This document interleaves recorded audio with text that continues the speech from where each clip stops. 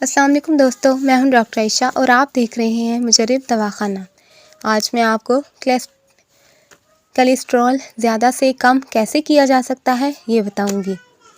میرے محترم بھائیوں، میں اکثر ایک بات کہتی ہوں کہ بیماری کا علاج کرنے کی بجائے سب سے پہلے یہ جاننے کی کوشش کرو کہ یہ بیماری آتی کیوں ہے، یہ بیماری ہوتی کیوں ہے، یہ کولیسٹرول زیادہ کیوں ہوتا ہے۔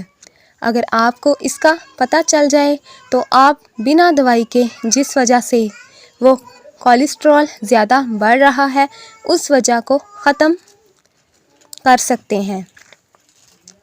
جس وجہ سے کولیسٹرول بڑھ رہا ہے خود بخود اس وجہ کو ختم کرنے سے کولیسٹرول خود بخود نارمل ہو جائے گا۔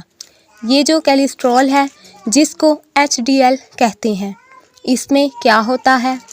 دو طرح کا کولیسٹرول ہے، ایک گڈ کولیسٹرول ہے جس کو HDL کہتے ہیں اور ایک بیڈ کولیسٹرول ہے جس کو LDL کہتے ہیں، اور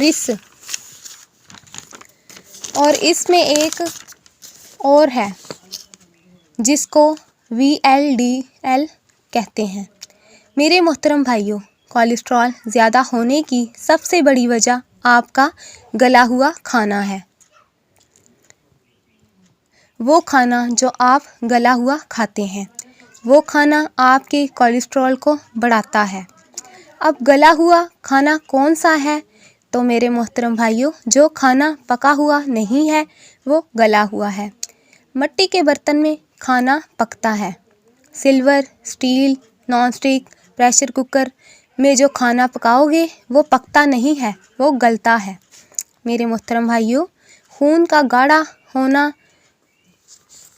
جسم میں بیماری آتی ہے، تو اس سے بچ جاؤ۔ اور اگر کسی کا کولیسٹرول بڑھ جاتا ہے تو وہ یہ کرے، صرف 2 چیزیں بتانے لگی ہوں، کلونجی اور میتھی دانہ لو۔ میرے محترم بھائیوں، کلونجی اور میتھی دانہ یہ وہ 2 چیزیں ہیں جو کائنات کی ہر بیماری کا علاج ہے۔ اس کے بارے میں ہمارے پیارے نبی حضرت محمد صلی اللہ علیہ وسلم نے فرمایا، کلونجی وہ کالا دانہ ہے جس میں موت کے سوا ہر بیماری کی شفا ہے۔